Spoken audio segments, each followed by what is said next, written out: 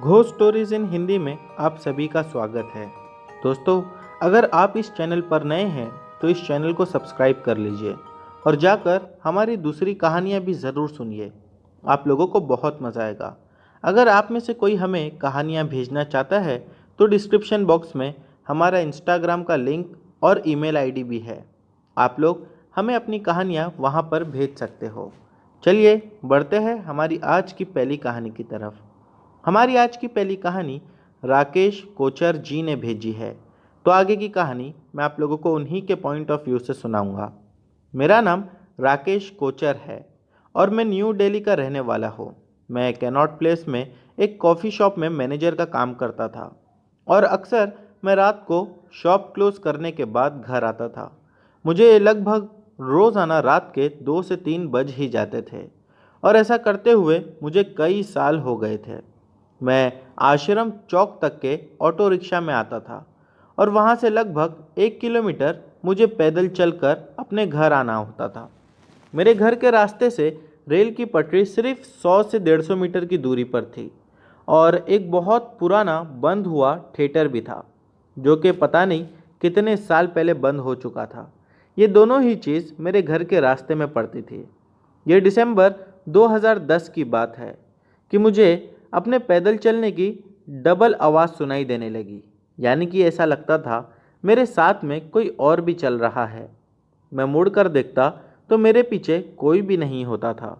शुरू शुरू में तो मैंने इतना ध्यान नहीं दिया, लेकिन जब आवाज़ रोज़ाना आने लगी तो जब भी आवाज़ सुनता मैं लाउडली प्रेयर करना शुरू कर देता और मुझे कभी कोई प्रॉब्लम नहीं होते। इनफैक्ट थोड़े समय के बाद मैंने डबल आवाज़ पर ध्यान देना ही छोड़ दिया था। 2010 दिसंबर की मैं आपको जो बात बताने जा रहा हूँ वो कुछ ऐसी थी कि दिसंबर का आखिरी हफ्ता चल रहा था। मैं रात को 2:30 या 3 बजे की बात आपको बताने जा रहा हूँ। मैं अपनी कॉफ़ी शॉप से वापस आ रहा था और ठंड की वजह से सारे रास्ते भी सुनसान से थे। ठंड की वजह से कोई भी नज़र नहीं आ रहा था। मेरे कंधे पर मेरे लैपटॉप का बैग और मेरे दोनों हाथों में चॉकलेट केक था। मैं एज़ यूजुअल ऑटो से उतरा और पैदल घर के लिए चलने लगा। लेकिन जैसे ही मैं रेल की पटरियों के पास से गुजर रहा था, मुझे किसी ने ज़ोर से धक्का मारा मेरी पीठ पर।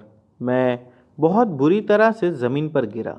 धक्का तेज़ था और मेरा लैपटॉप एक डायरेक्शन में गिरे और मेरा जो हाथों में केक था वो दूसरी तरफ जाकर गिरा। जब मैंने आसपास देखा तो दूर दूर तक कोई इंसान भी नज़र नहीं आ रहा था। 2 मिनट के लिए तो मैं एकदम दंग रह गया और मानो मेरा दिमाग सुन सा पड़ गया। दूर दूर तक कोई नहीं था मेरी मदद करने के लिए। तभी इससे पहले मेरे साथ कुछ और होता कि मैंने देखा एक सिख फैमिली अपनी कार से कहीं जा रही थी। उन्होंने मुझे गिरते हुए देखा तो उन्होंने अपनी कार स्लो कर ली और मुझसे पूछा कि ठीक हो ना भाई, ज़्यादा लगी तो नहीं। शायद मेरे लिए उस वक्त वो फरिश्ते के समान थे। मैंने सर हिलाकर उन्हें बोला कि हाँ हाँ बिल्कुल ठीक हूँ, कुछ नहीं हुआ। और फिर वो अपने रास्ते चले गए। फिर मैं उठा और अपने कपड़े साफ किए और अपना सामान उठाया। फिर मैं भी घर की तरफ चल पड़ा। मुझे बाद में महसूस हुआ कि अगर वो फैमिली नहीं होती तो मेरे साथ कुछ और भी ज़्यादा बुरा हो सकता था। फिर मैंने घर पहुंचकर अपने घर वालों को बताया और घर वालों के कहने पर कुछ समय के लिए नाइट शिफ्ट करना बंद ही कर दिया था। कितने लोगों ने बोला कि मैं देर रात में जो चॉकलेट केक लेकर आ रहा था, इसीलिए मेरे साथ ऐसा हुआ। दोस्तों, इसमें आपको क्या लगता है कमेंट करके ज़रूर बताना। और एक बात ये कि इस हादसे के बाद मेरे साथ दोबारा कभी ऐसा हादसा नहीं घटा। तो दोस्तों, ये थी राकेश कोचर जी की कहानी। अब बढ़ते हैं हमारी आज की अगली कहानी की तरफ। दोस्तों, हमारी आज की अगली कहानी सादिक भाई ने भेजी है। इन्होंने पहले भी हमारे चैनल के साथ बहुत सारी कहानियाँ शेयर कर रखी है। तो चलिए आगे की कहानी मैं आप लोगों को इन्हीं के पॉइंट ऑफ व्यू से सुनाऊंगा। जो घटना मैं आपको बताने जा रहा हूँ वो मेरे साथ 2020 में लॉकडाउन के टाइम घटी थी। उस समय मई का महीना चल रहा था और उसी समय मेरे घर पर कंस्ट्रक्शन का काम चल रहा था।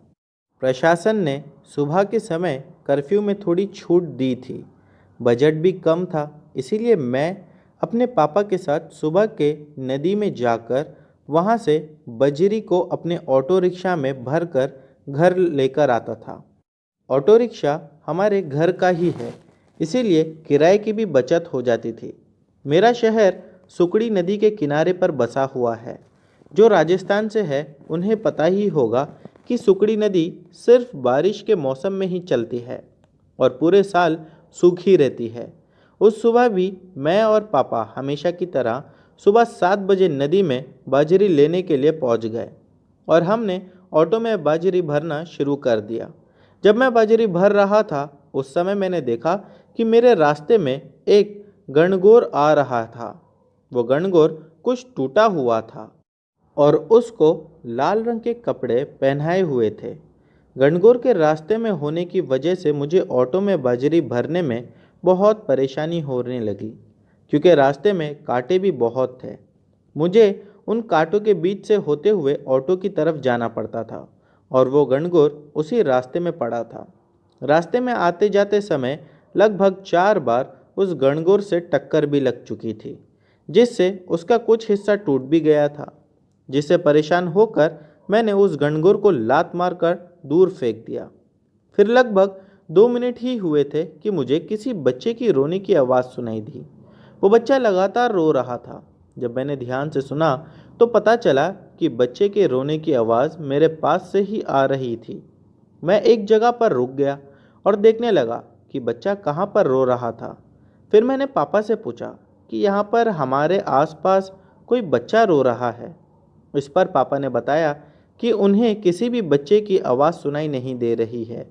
कुछ देर के बाद रोने की आवाज़ आना बंद हो गई और मैं अपने काम में लग गया। कुछ ही देर हुई होगी कि मैंने फिर से बच्चे के रोने की आवाज़ सुनी। इस बार वो आवाज़ मेरे बहुत करीब से आ रही थी। अब मुझे लगा कि कोई बच्चा किसी मुसीबत में होगा, इसीलिए मैं काम को छोड़कर उस आवाज़ की तरफ गया। मुझे कुछ भी समझ में नहीं आ रहा था कि ये क्या हो रहा है मेरे साथ। अब मैं अपने आसपास की सारी झाड़ियों में देखने लगा, लेकिन मुझे कोई भी बच्चा नहीं दिखा। लेकिन रोने की आवाज़ फिर भी मेरे चारों तरफ से गूंजते हुए आ रही थी। अब मैं आसपास के घरों की तरफ देखने लगा कि शायद पता चल जाए कि बच्चा कहाँ पर रो रहा है। फिर मैंने नोटिस किया कि आसपास के मकान भी वहाँ से दूर है। अगर वहाँ कोई बच्चा रोता भी है तो भी उसकी आवाज़ इतनी साफ सुनाई देना भी असंभव है। हम दोनों नदी के बहुत अंदर की तरफ आ चुके थे, जहाँ पर सिर्फ झाड़ियाँ ही थी और मकान तो लगभग 200 से 300 मीटर की दूरी पर थे। उसके बाद पापा ने पूछा कि क्या बात है, तुम झाड़ियों में बार बार जाकर क्या देख रहे हो। इस पर मैंने पापा को बताया कि कोई बच्चा हमारे आसपास ही जो बुरी तरह से रो रहा है, शायद उसको मदद की ज़रूरत है। इस पर पापा ने कहा कि तुझे शायद वहम हो गया है, यहाँ पर कोई बच्चा नहीं है। अभी भी रोने की आवाज़ सुनाई दे रही थी। फिर मैं वापस काम पर लग गया। थोड़ी देर बाद में वो आवाज़ आना बंद हो गई। जब हमने ऑटो में बाजरी भर ली, उसके बाद मैंने सुना कि वो रोने की आवाज़ फिर से आना शुरू हो गई। इस बार वो आवाज़ मेरे बहुत नज़दीक से आ रही थी। इस बार मैं एक जगह जाकर खड़ा हो गया और सुनने लगा। ऐसा लगा जैसे कोई बच्चा बहुत ही बुरी तरह से रो रहा है और वो मुझसे लगभग 5 फीट दूरी पर ही है। मैं इससे परेशान होकर पापा से कहा कि अब तो आपको सुनाई दे रहा है, वो बच्चा हमारे बहुत नज़दीक ही है और दहाड़े मार मार कर रो रहा है। इस पर पापा ने मुझे कहा कि कोई बच्चा नहीं रो रहा है और तुम ऑटो में आकर बैठ जाओ। उसके बाद मैंने एक बार सब तरफ चक्कर लगाया और ऑटो में आकर बैठ गया। बाद में हम घर पर आ गए। फिर हमने सारा दिन घर पर काम किया और रात को सोने के लिए छत पर आ गए। मेरे साथ मेरे 2 भाई भी थे। हम तीनों छत पर सो रहे थे और परिवार घर के अंदर सोता था। थकान होने की वजह से हम तीनों को सोते ही नींद आ गई। फिर रात को अचानक मेरी नींद टूटी। मैंने सुना कि कोई मेरी छत पर इधर उधर भाग रहा है। मैंने उठकर देखा तो वहाँ पर कोई भी नहीं था। फिर मैं वापस सो गया। उसके बाद में फिर मेरी नींद टूट गई। मुझे ऐसी आवाज़ें आ रही थी जैसे कोई बच्चा छत पर खेल रहा है। उसके हंसने की आवाज़ भी सुनाई दे रही थी। मैंने आंखें खोली और देखा तो छत पर हम तीनों भाई के अलावा कोई नहीं था। जब मैंने मोबाइल में टाइम देखा तो उस समय रात के 2 बज रहे थे।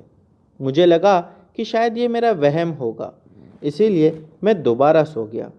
उसके बाद अगला दिन भी बीत गया। दूसरी रात को फिर ऐसा ही हुआ। जब मैं अपने भाइयों के साथ छत पर सो रहा था, फिर से मेरी नींद टूट गई। इस बार मैंने आंखें नहीं खोली। जो आवाज़ छत पर आ रही थी उसे ध्यान से सुना तो पता चला कि एक छोटी सी बच्ची छत पर खेल रही थी। उसकी आवाज़ से ऐसा लग रहा था कि उसकी उम्र 7 से 8 साल के आसपास की रही होगी। मैं लगभग आधे घंटे तक बिना आँख खोले सब सुनता रहा। वो बच्ची छत पर इधर उधर भाग रही थी और उसके हंसने की आवाज़ भी साफ साफ सुनाई दे रही थी। मैं भी सोच में पड़ गया कि इतनी रात को किसकी बेटी मेरी छत पर आकर खेल रही है।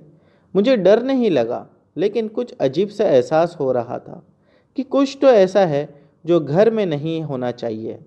मैं सोच ही रहा था कि उसके पैरों की आवाज़ से मैंने सुना कि वो मेरे पास आकर बैठ गई है और मेरे हाथ को पकड़ लिया है। और फिर वो बच्ची मेरे हाथ को सहलाने लगी, जैसा कि मालिश कर रही हो। उसके बाद में एक हवा तेज़ गति से मेरे पास से गुजरी और सब कुछ शांत हो गया।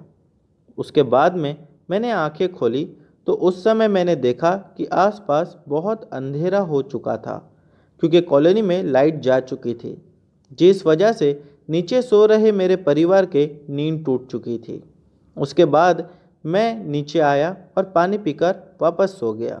जब मोबाइल में टाइम देखा तो उस समय भी रात के 2:15 बज रहे थे। मेरे दोनों भाई बहुत गहरी नींद में सो रहे थे। इस वजह से मैंने उन्हें नहीं जगाया, क्योंकि मुझे जानना था कि उन्होंने भी उस बच्ची की आवाज़ सुनी थी या नहीं। अगले दिन मैंने एक भाई से पूछा तो उसने मना कर दिया। दोनों भाई की नींद भी ऐसी है कि एक बार सोने के बाद सुबह ही उठते हैं। अगली रात कुछ ऐसा हुआ जो मैं सपने में भी नहीं सोच सकता हूँ। इस बार ऐसा हुआ कि मैं रात को छत पर सो रहा था। मैं दाईं तरफ मुंह करके सो रहा था। इस बार फिर मेरी नींद टूटी। मैंने सोचा कि मैं अब आंख नहीं खोलूँगा और वापस सुनूंगा कि वो बच्ची आज क्या करती है। बहुत देर हो गई, लेकिन मैंने उस बच्ची की आवाज़ नहीं सुनी। इसीलिए मैंने लेटे हुए अपनी आंखें खोल दी। जैसे ही मैंने अपनी आंखें खोली तो मैंने देखा कि वो बच्ची मेरे बहुत ही नज़दीक बैठी थी और मुझे देख रही थी। उसका चेहरा मेरे चेहरे के पास ही था, लगभग 1 या 2 फुट की दूरी पर। फिर कैसे ही मेरी आंख खुली, वो बच्ची वहां से उठकर हंसते हुए मेरे पैरों की तरफ भागी और गायब हो गई। मैंने ये नोटिस किया कि उस बच्ची का कोई भी चेहरा नहीं था। उसका शरीर पूरा काला था और उसका चेहरा भी काला था। ऐसा लग रहा था कि वो कोई इंसान ना होकर कोई परछाई हो। अब मुझे थोड़ी घबराहट होने लगी और मेरा गला भी सूख चुका था। मैंने उठकर पानी पिया और कुरान शरीफ की आयतें पढ़कर दम कर दिया। फिर भी मुझे लग रहा था कि कोई तो है जो मुझे कुछ मैसेज देना चाहता है। उसके बाद में मैंने देखा कि मेरे दोनों भाई गहरी नींद में सो रहे थे। अचानक मुझे याद आया कि मैंने नदी में उस गणगौर को लात मारी थी। इसी वजह से मुझे उसी बच्ची के रोने की आवाज़ सुनाई दी थी। अब मुझे पता चल गया था कि ये बच्ची की आत्मा मेरे घर पर क्यों आई है। फिर छत पर ही बैठे बैठे मैंने हाथ जोड़कर मन में बोला कि मेरी वजह से आपको परेशान होना पड़ा, इसीलिए मैं आपसे माफ़ी मांगता हूँ। आप जो भी हो, मुझे पूरा विश्वास है कि आप मुझे माफ़ कर देंगे। जो भी गलती मैंने नदी में आकर की है उसका मुझे बहुत पछतावा हो रहा है, इसीलिए मेरी पहली गलती माफ़ कर दीजिए। फिर मैंने कहा कि मैं एक छात्र हूँ। मैंने कभी भी वज़न उठाना और मजदूरी करना जैसा काम नहीं किया है, और उस दिन मुझे इस काम में हाथ बटाते हुए 15 दिन हो चुके थे, और ऐसा काम मैं जीवन में पहली बार कर रहा हूँ। इसीलिए मानसिक रूप से बहुत परेशान था। इस वजह से मैंने गलती से गणगौर को लात मार दी। फिर मैंने कहा कि आप बहुत अच्छे हैं, इसीलिए आपने मुझे नुकसान नहीं पहुंचाया। इतना कहना ही था कि एक बहुत तेज़ हवा मेरे पास से होकर गुजरी। वो हवा इतनी तेज थी कि मैं अपने बिस्तर पर गिरते गिरते बचा। उसके बाद की रातों में मेरे साथ ऐसा कभी कुछ नहीं हुआ। मैं अब छत पर अकेला सोता हूँ, लेकिन उस रात को याद करके आज भी मेरी रूह कांप जाती है। तो दोस्तों, ये थी हमारी सादिक भाई की कहानी। बढ़ते हैं हमारी आज की अगली कहानी की तरफ। हमारी आज की अगली कहानी वीरेंद्र के साथ घटी एक घटना है। तो आगे की कहानी मैं आप लोगों को उन्हीं के पॉइंट ऑफ व्यू से सुनाऊंगा। मेरा नाम वीरेंद्र है। मैं यूपी का रहने वाला हूँ। ये बात आज से तकरीबन 13 साल पुरानी है। हुआ कुछ ऐसा था कि एक बार मैं अपने काम से अपने घर लौट रहा था। काम के सिलसिले में मुझे अपने गांव से काफ़ी दूर जाना पड़ा था। जब मैं रात के समय लौट रहा था, तकरीबन 12 साढ़े 12 बज रहे होंगे, कि गांव के रास्ते में बीचों बीच एक औरत भजिए तल रही थी। मुझे देखकर काफ़ी अजीब सा लगा। और हाँ, एक और बात कि उस समय ठंडियों का महीना चल रहा था। ठंडियों में 7-8 बजे तक तो सभी लोग अपने घर पर चले जाते हैं। मैं ये सोचने लगा कि इतनी रात में ये औरत भजिए क्यों तल रही है। खुशबू भी बहुत अच्छी आ रही थी। मुझे देख के एक अजीब सा डर महसूस हो रहा था। और मुझे तो वैसे भी भजिए लेना नहीं था, तो मैं उसके सामने से गुजरने लगा। जब मैं गुजरने लगा तो मैंने क्या देखा कि वो औरत कढ़ाई में गरम गरम तेल जो पड़ा हुआ था, उसमें अपने हाथ डालकर भजिए निकाल रही है। ये देखकर मेरे रोंगटे खड़े हो गए। मैं घबरा गया और भागते हुए घर पहुंचा। घर पहुंचकर मैंने घर वालों को ये सारी बात बताई। मेरे पापा ने कहा कि ऐसा हो ही नहीं सकता। मैंने पापा को ज़िद किया कि आप मेरे साथ चलिए, मैं आपको दिखाता हूँ। जब मैं और पापा वहाँ पर जाकर पहुँचे तो देखा कि वहाँ पर सचमुच कोई नहीं था। पापा ने कहा कि बोला ना, तू खाली फुकट इतनी रात में मजाक किया। मुझे बहुत गुस्सा आया, क्योंकि मैंने तो सच में देखा था। और खाली वो औरत ही नहीं बैठी थी, बल्कि उसके आसपास बहुत सारा सामान भी पड़ा हुआ था, जैसा कि तेल और भजिए बनाने के लिए जो भी सामान लगता है।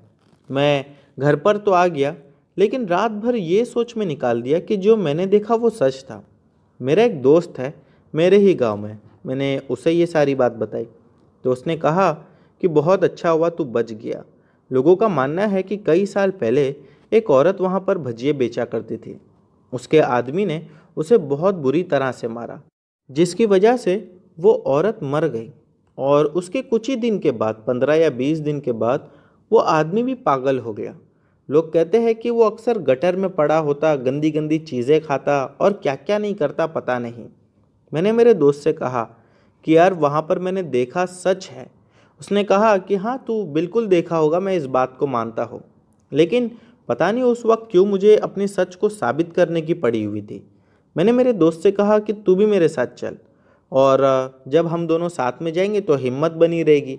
और मैं ये बात अपने जब पापा से कहूँगा तो तू भी मेरा साथ देना। पहले तो वो इनकार किया और हंसने लगा कि ये भी कोई यकीन दिलाने वाली बात है। लेकिन जब मैंने उसे ज़िद किया तो वो मान गया। हम दोनों ही रात के समय वहाँ पर पहुँचे और इंतज़ार करने लगे। लेकिन वो रात तो वो औरत दिखाई नहीं दी। मैंने मेरे दोस्त से कहा, यार ऐसे कैसे हो सकता है। फिर उसने बताया कि देख, गांव के बहुत सारे लोगों ने उस औरत को देखने का दावा किया है, लेकिन ये औरत सिर्फ उन्हीं लोग को दिखती है जो लोग को वो दिखना चाहती है। यानी हर कोई उसे नहीं देख सकता। हम यहाँ से चले जाए, उसके बाद हो सकता है कि वो औरत सचमुच यहाँ पर आ जाए। और वो औरत की आत्मा कभी किसी को परेशान नहीं करती। बस वो कुछ ही समय के लिए दिखती है, उसके बाद गायब हो जाती है।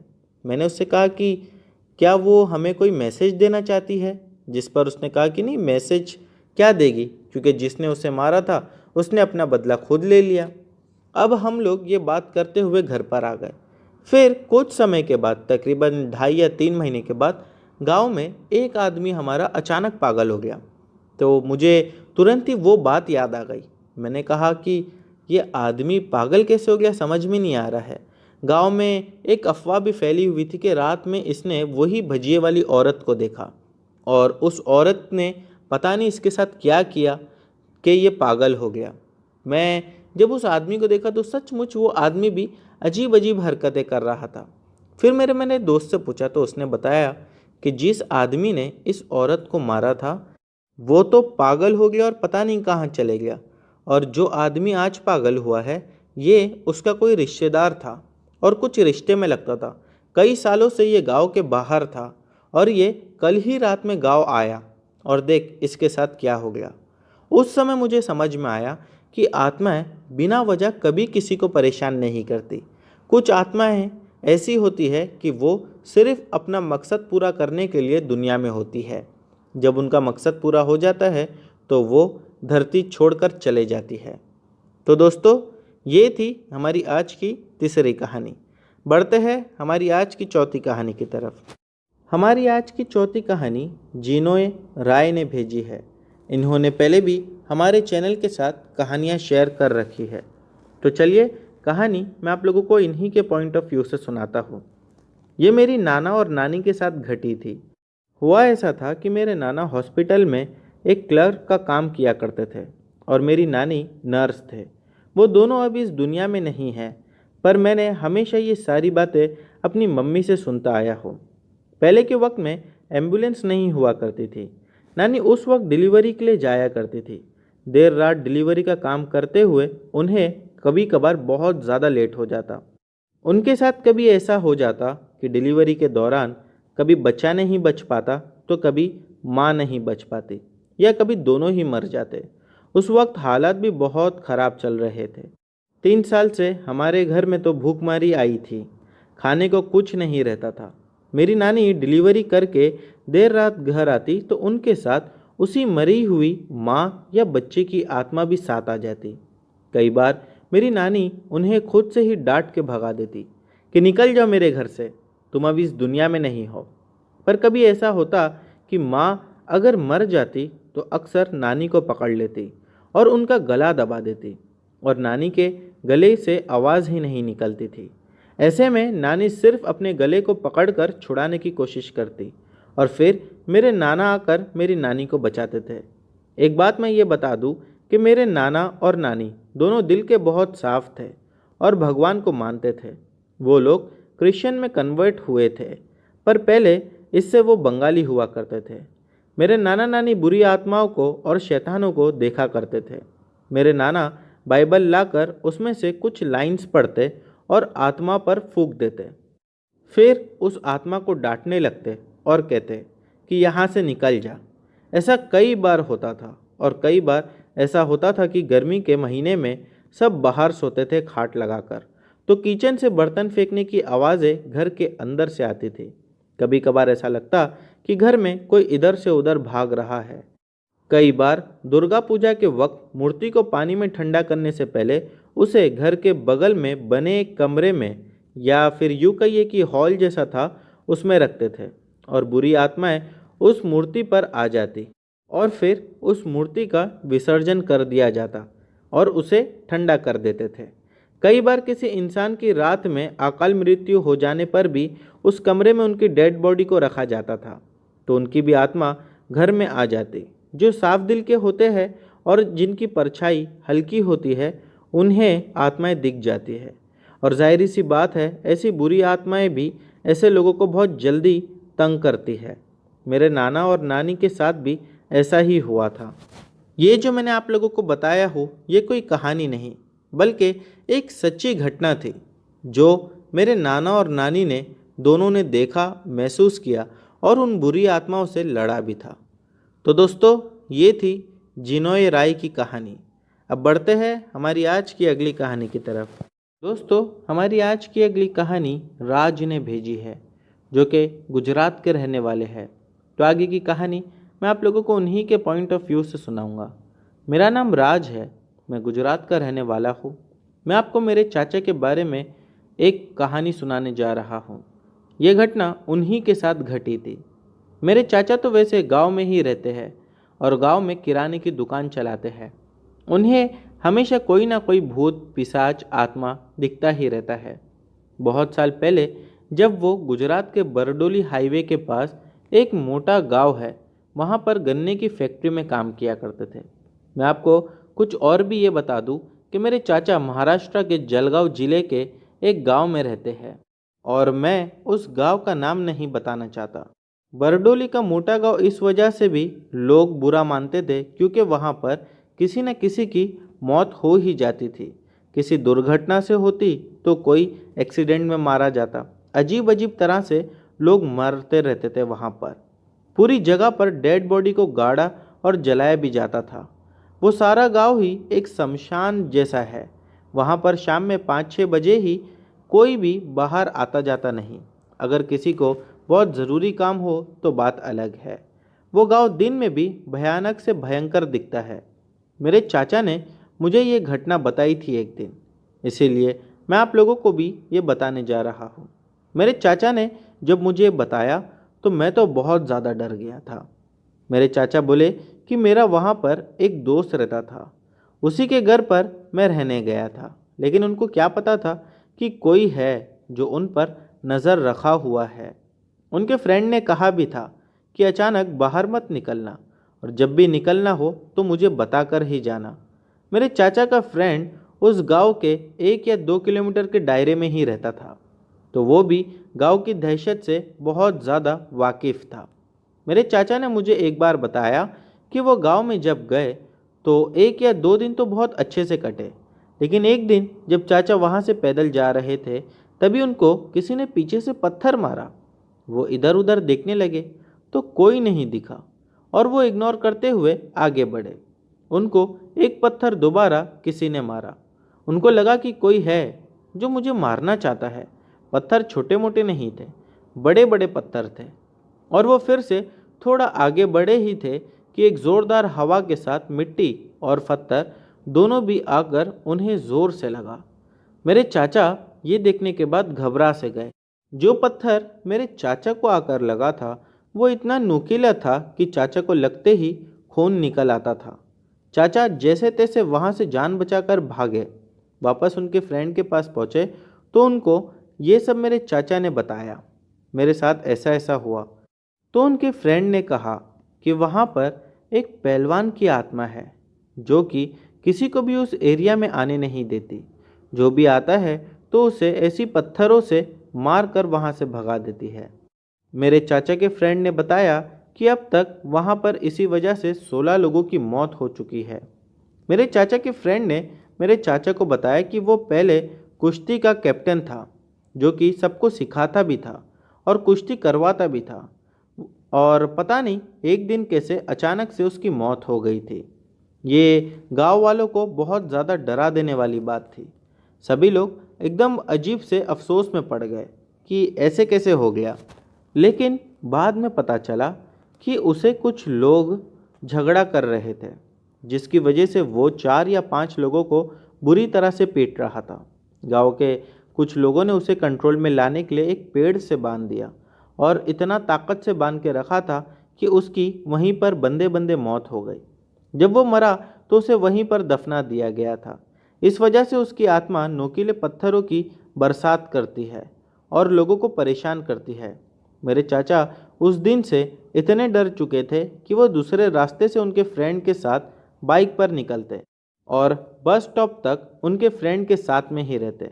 फिर वहाँ से उनका फ्रेंड उन्हें छोड़ देता और वो घर पर आ जाते। फिर जब मेरे चाचा को ये बात पता चली तो वो डर के मारे अपने दोस्त के पास जाना ही कम कर दिए। ये थी मेरे चाचा के साथ घटी एक सच्ची घटना। तो दोस्तों, उम्मीद करता हूँ कि आपको ये घटना पसंद आई होगी। अब बढ़ते हैं हमारी आज की अगली कहानी की तरफ। दोस्तों, हमारी आज की अगली कहानी हनीफ शेख ने भेजी है। तो आगे की कहानी मैं आप लोगों को उन्हीं के पॉइंट ऑफ व्यू से सुनाऊंगा। मेरा नाम हनीफ शेख है। मैं बांग्लादेश की सिराजगंज डिस्ट्रिक्ट से हूँ। ये कहानी मेरी अम्मी ने मुझसे कही और ये घटना उनके एक कज़िन भाई के साथ घटी थी। दरअसल बात कुछ ऐसी है कि उस वक्त मेरी अम्मी की शादी नहीं हुई थी। हमारे यहाँ बारिश का मौसम ख़त्म होने के बाद जब ज़मीन से पानी कम होने लगता है तो लोग उस वक्त मछली पकड़ने जाते हैं। मेरी अम्मी का जो गांव है, यानी कि मेरे नाना का गांव, उस गांव के ही पास एक बड़ा सा खेती बाड़ी का इलाका है। वहाँ पर लोग, बहुत सारे लोग खेती बाड़ी करते हैं और उस खेतियों के बीच में एक वाटर रिजर्वायर है जहाँ पर पानी को स्टोर करके रखा जा सकता है। वहाँ से एक पतली सी नहर भी निकलती है जो कि चारों तरफ घूमती है। जिसे भी पानी चाहिए होता है तो वो उस नहर से पानी ले सकता है। ये घटना जहाँ घटी थी वो जगह गांव से 2 किलोमीटर की दूरी पर है। बारिश का मौसम खत्म होने के बाद जब पानी कम हो रहा था और मछली पकड़ने का टाइम आ गया था, तब एक रात में ऐसा हुआ कि मेरी अम्मी की दो कजिन ने मछली पकड़ने का प्लान बनाया। प्लान के मुताबिक वो लोग शाम के वक्त उस खेत में गए। नहर के पास मछली पकड़ने का तरीका ऐसा था कि एक छोटा सा ज़मीन की चारों तरफ जो मिट्टी की बाउंड्री होती है, उसी बाउंड्री पर और भी ज़्यादा मिट्टी रख रख कर उसे ऊंचा करना पड़ता था। इसके बाद उस खेत में जो पानी ज़्यादा होता है, उस पानी को धीरे धीरे कम करना पड़ता था ताकि मछली आसानी से मिल जाए। शाम के वक्त मेरी अम्मी के दो कजिन भाई जाकर उस बाउंड्री पर यानी कि मिट्टी की बाउंड्री को और भी ज़्यादा ऊंचा करके रख चुके थे और छोटा सा एक जगह खोल कर रखे ताकि रात को सभी मछलियां उस खुली हुई जगह से अंदर आकर फंस जाएं और मछली को खेत के ही अंदर आने के लिए चावल के पाउडर का इस्तेमाल किया जाता था। ऐसा सब कुछ करने के बाद ही वो लोग घर आकर सो गए। बात ऐसी थी कि जब सुबह हुई तब दोनों भाई जाकर उस गेट को बंद कर दिए और फिर ये सोचने लगे कि अब हम मछली पकड़ लेंगे। जो छोटा भाई था वो बहुत ज़्यादा नींद में होने की वजह से बराबर बड़े भाई की बातें सुन नहीं पा रहा था और फिर बड़े भाई ने उसे दूसरी तरफ बुलाया, जबकि दूसरी तरफ कोई जाता आता नहीं था क्योंकि वो जगह पहले से भूतिया थी। छोटा भाई भी नींद की धुनकी में उसके पीछे पीछे चल लिया। उसके बाद वहाँ पर बकेट में वो लोगों ने 5 या 6 मछली जो पकड़ कर रखे थे उसको लेकर ही वो लोग वहाँ गए थे। लेकिन जब छोटा भाई वहाँ पर देखने लगा तो बड़े भाई से कहा कि यहाँ पर क्यों लाए, हमने तो गड्ढा दूसरी जगह खोदा था, तो यहाँ आके क्या मतलब। बड़े भाई ने कहा कि इस नहर में उतर जा और मछली पकड़ना शुरू कर। वो भी नहर में उतर गया।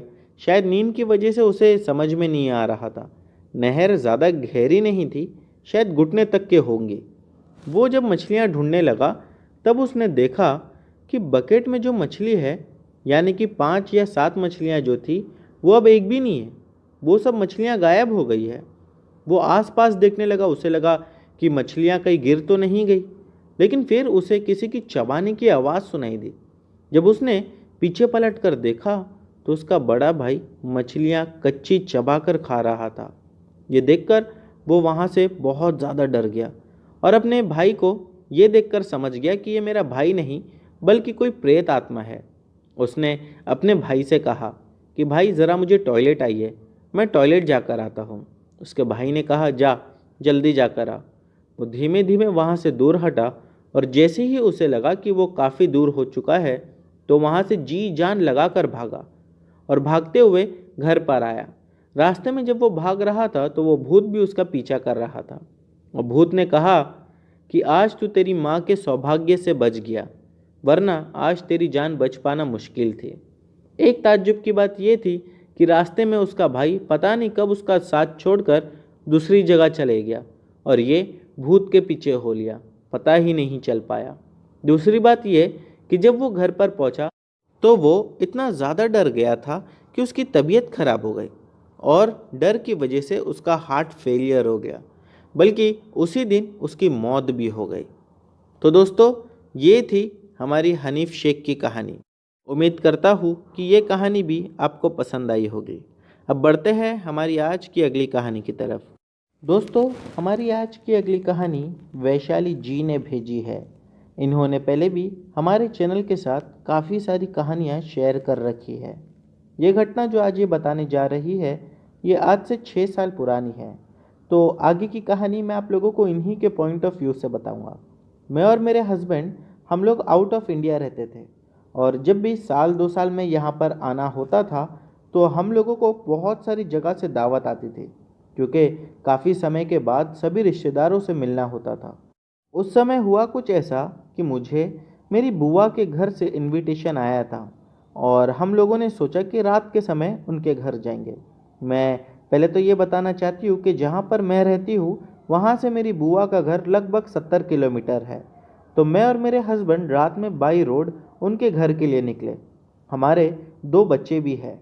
मैंने अपने बच्चों को अपनी मम्मी के घर छोड़ दिया और हम दोनों ही वहाँ से निकले। उस वक्त ऐसा लग रहा था कि बच्चों को ले लेना चाहिए, लेकिन वो कहते हैं ना कि भगवान को आगे का सब पता होता है। रास्ते में हमारी कार खराब हो गई और हम लोग काफ़ी ज़्यादा परेशान हो गए थे। जैसा तैसा हम लोगों ने कार को बनाया, मैकेनिक को बुलाया गया और सब कुछ ठीक हुआ। मेरी बुआ के घर रात में पहुंचने में हमें 10:30 बज गए थे और जब वहां से लौट रहे थे तब रात के कुछ 1 या सवा 1 हो रहे होंगे। रास्ते में आते आते पता नहीं मेरे हस्बैंड को क्या हुआ, उन्होंने कहा कि कितना अच्छा सुनसान रास्ता है, क्यों ना इस रास्ते पर गाड़ी को साइड में लगा दिया जाए और एक सिगरेट पी ली जाए।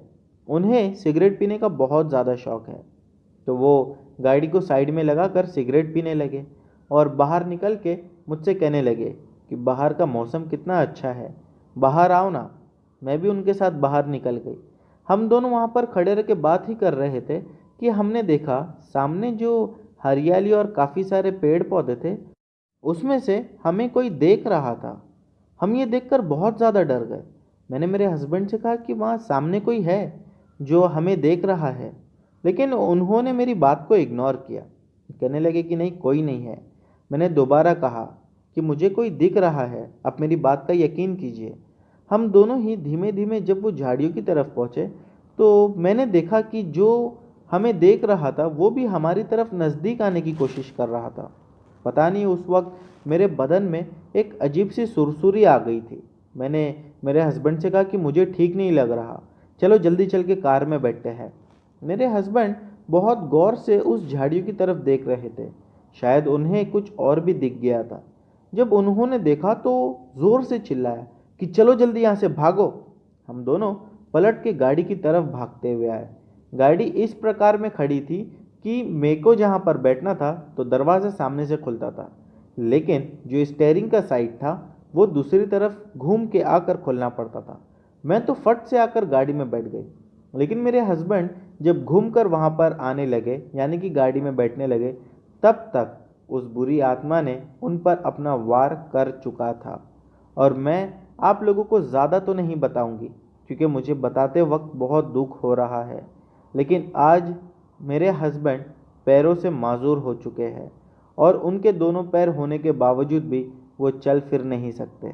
किसे पता था कि उस दिन के बाद हम कभी भी आउट ऑफ इंडिया नहीं जा सकेंगे कमाने के लिए। तो दोस्तों, ये थी हमारी आज की आखिरी कहानी। उम्मीद करता हूँ कि आज की सभी कहानियाँ आप लोगों को अच्छी लगी होगी। जो भी कहानी आप लोगों को पसंद आई उसे कमेंट सेक्शन में ज़रूर लिखना। और दोस्तों, हमारी अगली वीडियो जो आएगी उसमें काफ़ी सारी मज़ेदार कहानियाँ होगी। तो अगर अभी तक आप लोगों ने चैनल को सब्सक्राइब नहीं किया है उसे सब्सक्राइब कर लीजिए और चैनल पर बने रहिए। मिलते हैं हमारी अगली वीडियो में।